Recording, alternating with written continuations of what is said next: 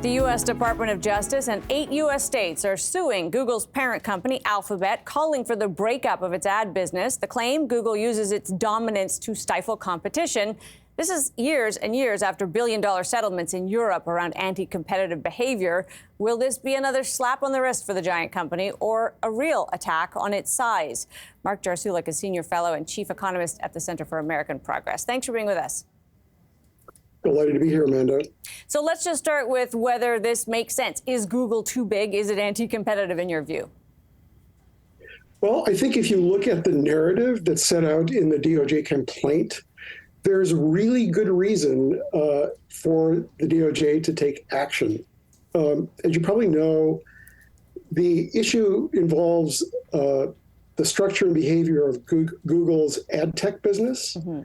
The ad tech business is a kind of online auction system that delivers real-time targeted ads to people using websites. And as set out by the DOJ, Google has a dominant position in the 3 phases of this auction process: the selling, the buying, and the price setting for ads. That is, Google platforms on the supply side offer about 90% of the available ad space on websites. On the demand side, they make either 40 to 80% of the bids for that supply. And they also operate an ad exchange that sets the price of about 40% of online ads. And that kind of dominance in that infrastructure allows Google to take about 30% of the advertising dollars that flow through this ad tech stack. So all those things taken together look like they're fairly dominant in a fairly important business area. I mean, I think they earn about something in the range of $30 billion a year from this. And if you look at the prices that get charged in this business process and compare them to other businesses, they seem actually quite high. That is, like if you engage in a transaction on the New York Stock Exchange, trade assets there, the transactions costs are basis points, fractions of a percent. These costs are in the range of 30%. So let me ask you, so far Google has paid billions in fines in Europe and carried on with the practices that were under review. If the DOJ has its way, it sounds like it wants to split this part of the business up. What does that look like? We've only got 30 seconds here, Mark, but practically speaking, what does that look like to split Google up? Well, I think what they'll do is address this particular business sector, and they might say, you have to divest the demand side platform, or you have to divest the supply side platform that contributes to your market dominance. And so for a user, how might this feel different? Will we notice?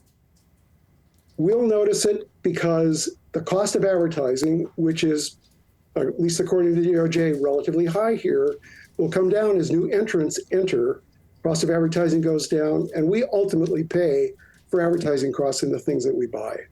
So prices could come down as a result. Great to have you with us, Mark. Appreciate it.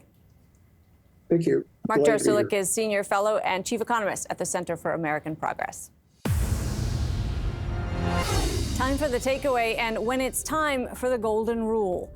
As promised, in the tragic wake of the pandemic, the federal government has unveiled new standards for long-term care homes in Canada after thousands of vulnerable seniors died in the very place they were supposed to be safest. Alarm bells have been ringing. Of course, the feds don't control long-term care homes. Those are provincially run. But a common set of guidelines about what is baseline, or the very least we can do, seems like, well, the least we can do.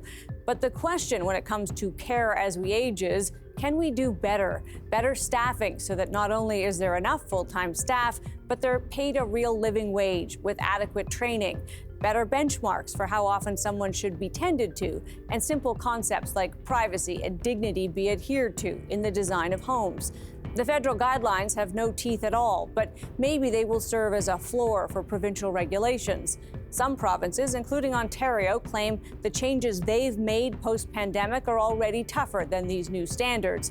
But it's a good reminder for all of us that we collectively let a bad thing happen right before our eyes. Our elders are not cast-offs who need warehousing. They deserve not just good and respectful care, but a place that feels good, one that maybe even feels like a home.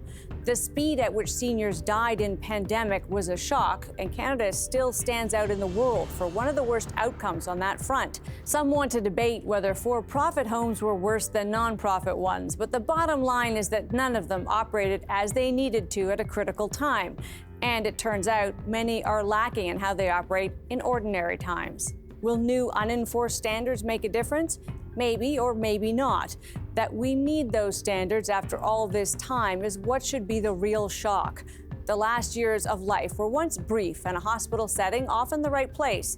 Now, as we live longer with more chronic illnesses, we need to rethink how we spend those last years. My takeaway, that we have a problem and how we manage care for the elderly isn't really up for debate. And if our concern for our elders isn't enough to spur us to action, maybe our future elderly self will. That's Taking Stock for this week. I'm Amanda Lang. Thanks for being with us.